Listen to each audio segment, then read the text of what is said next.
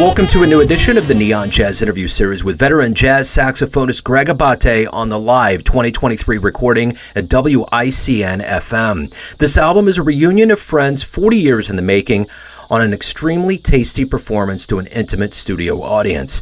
Their longtime friendship started back in 1977 when they played alongside each other in the jazz fusion group Channel One.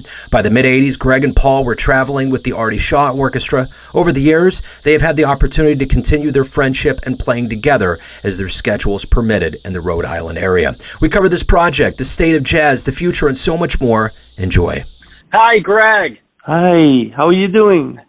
I'm wonderful. How are you today? Very good, thank you, Joe. I got back from New York. I played at Smalls 2 nights on Friday and Saturday, and then Jazz Forum in Tarrytown on Sunday. So it was really a rewarding weekend. Sold out every show Friday and Saturday, and Smalls is just great, as you may know. Have you been there? I have not. I would love to get up to New York. I need to. Those concerts are archived on the website on Smalls. There's hundreds of them, so if you ever want to check anything out, they'll always be there. Yeah, I need to. I definitely need to. And I think, the last time that we spoke at length was while the whole pandemic was raging. And I remember at that time you were kind of lamenting the fact that there was no live music. We didn't know what was going on. But now, you've been at Smalls, you're performing live. What does it feel like? What are the crowds? What's the energy feel like? It's really high energy by both the band and the crowd, the audience. The excitement. Very cool. Very it's.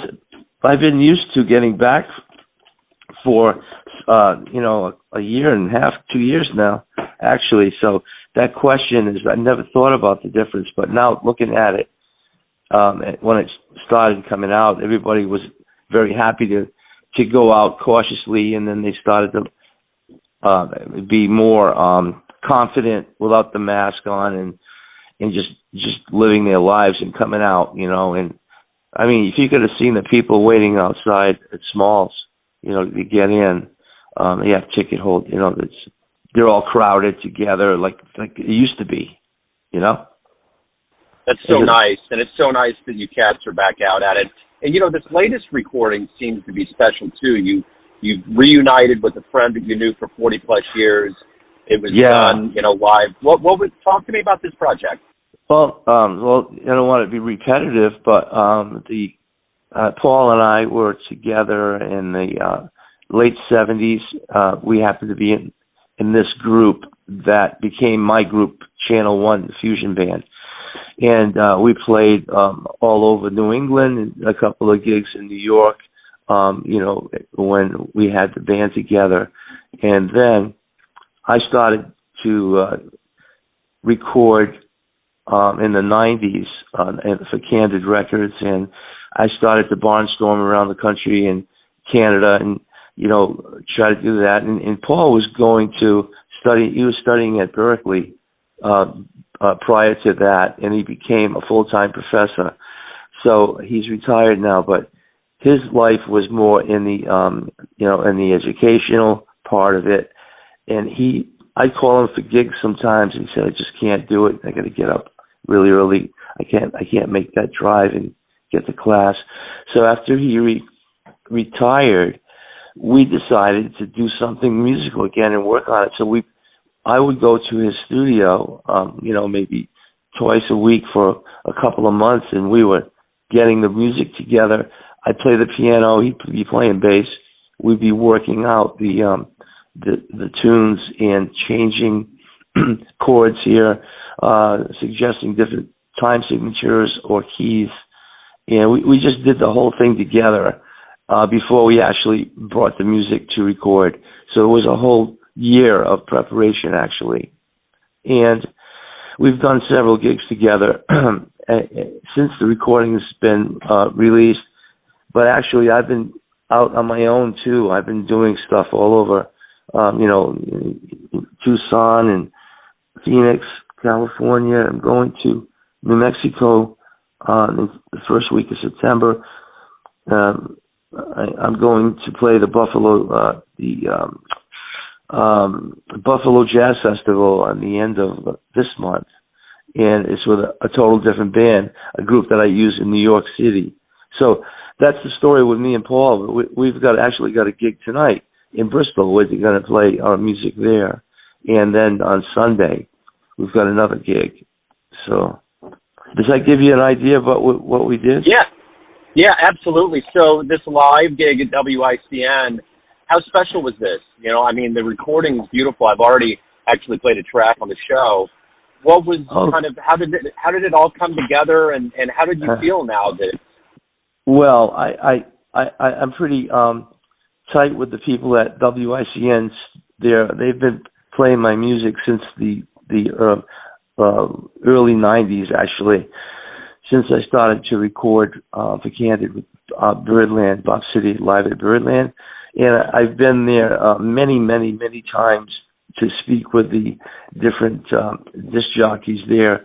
Been on the show promoting a concert, and I've done some benefit things for them. So I just thought about, I asked the program manager if he'd like to record us live, and then we would try to get it on a label to get released. And make a long story short, we got together and we got a date together. But we had the date together, and then we had to change it because of some sort of scheduling. And then we had to change it again because Paul Delnera had a major surgery. He had open heart surgery, and then he was laid up for like several weeks. So then we finally recorded it, and there was just a handful of people in the studio audience, because you can see the applause is really, minimal. There's like 30 people in there, if that. And it was a challenging recording because there was no separation, and we mixed it at a different studio altogether, and we enhanced like the bass sound, and we cleaned up some of the roughness in there with a more high technology studio. So it was really a lot of fun, and WICN is really happy about this, to be on producing a CD for me. That's how it happens. And then and Summit Records put it out because Whaling City was not able to do it at the time because. Well, the one thing I think that's kind of the backdrop to this album and what we've talked about with you being at Smalls is that there was a fear that, a lot of players were going to leave big cities. Young players weren't going to have a future because they didn't know if they would get live gigs and how things would come back. But it's back, and it seems like it's stronger than ever. What's your beat on the jazz community right now?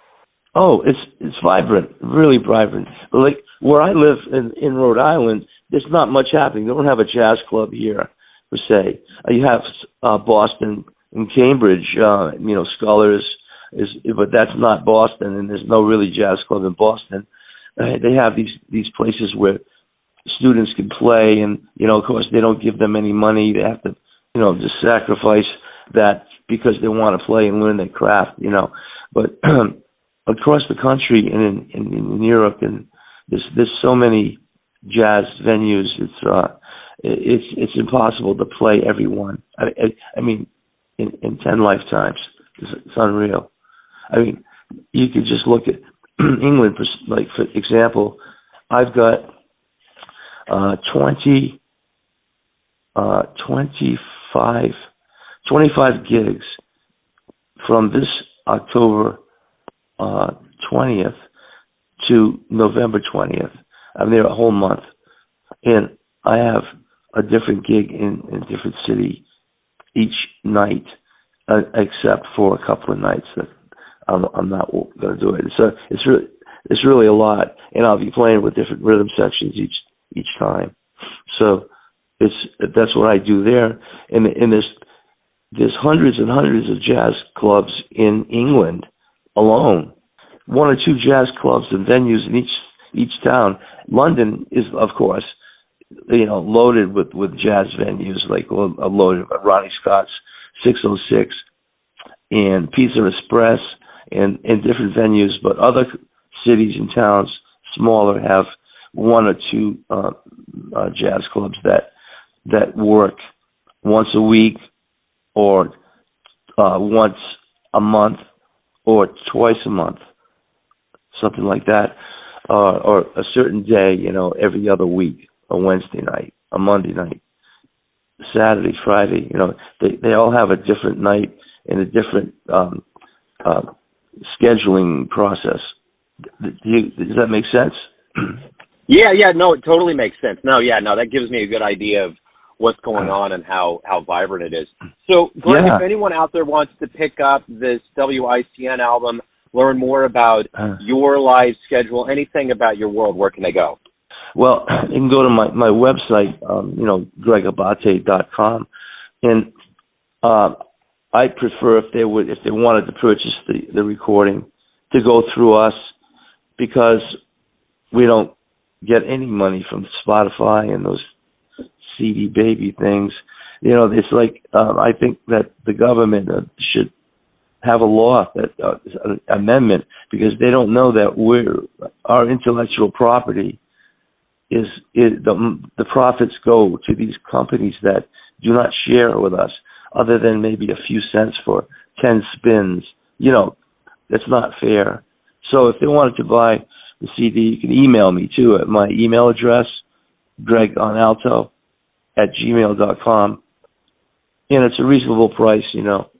$16 includes postage and handling. Is that okay? Absolutely. No, and that's another part of this process of like the community coming back and kind of reclaiming some of the control over them making money and doing things the right way. And I think Bandcamp's been a great part of that. So, yes. And just individuals being able to do it. So, Greg, it's always really great to catch up with you. Thank you for kind of opening up a window to your world. I'm so glad that right now we're having the chance to talk about gigs and live recordings and recordings in general. So thank you for taking a minute out. Yes, thank you. And then for your information, I recorded another recording in New Mexico in 2022. And it's still being mixed and everything. It's a lot. It was in a studio. We just did it live, and it's all different music. But that's going to be released in maybe next year. So the title of that one is Greg Abate Quartet, Positive Energy. Well, and I think that's another part of it, is that these two albums are done relatively live. Is that kind of where you're at right now, to do something that's a little bit more spontaneous? Yeah, it was in New Mexico. Yeah, I like to get back in the studio. I like to have a really well planned separation sound recording. But then you lose the liveness of it too. Sometimes you lose the liveness of it. So people say to me, "Wow, we heard your record, but we really much like hearing you live." And I mean, of course, you see the person, you feel the breath of the person, you feel the audience vibration. So you for yourself, I'm sure, when you hear someone and then you hear them live, it's much more vibrant, don't you think? Oh, absolutely, yeah. And I had a really good example this winter. I went and saw Miguel Zenon came to town, and I was just blown away by listening to him live. Like, in a recording is one thing, and it's always wonderful. But when you see that happen in front of you, you get a wider respect, and you're just, he's a sax player. He was with the SF Jazz Collective, and he just does a lot of work on his own, but he came in with his group. And it was a couple of guys that he played with for a long, long time, and they were so tight. But man, he's a virtuoso on that instrument. I mean, he was just going to town. It was wonderful. Well, that's great. There's so many great players out there, which makes it very versatile. Like, if everybody have a different style and a different voice, right? That's what happens. Absolutely. Yeah, for sure. Well, Well, I hope to get to Kansas City sometime again. Greg, it's always so great to catch up with you. Thank you for taking some time out today. Well, thank you for calling me. I'm so glad that you're there and all you do for us artists. Thanks for the airplay on my music, really. Thanks for listening and tuning in to another Neon Jazz interview, where we give you a bit of insight into the finest players and minds in Rhode Island, New York City, Kansas City, and spots all over the world, giving fans all that jazz. Thanks to Greg for his time, energy, and cool. If you want to hear more interviews, you can find Neon Jazz interviews on Spotify and Apple Podcasts. Subscribe to us at YouTube, and for everything Neon Jazz, go to the neonjazz.blogspot.com. Until next time, enjoy the jazz, my friends.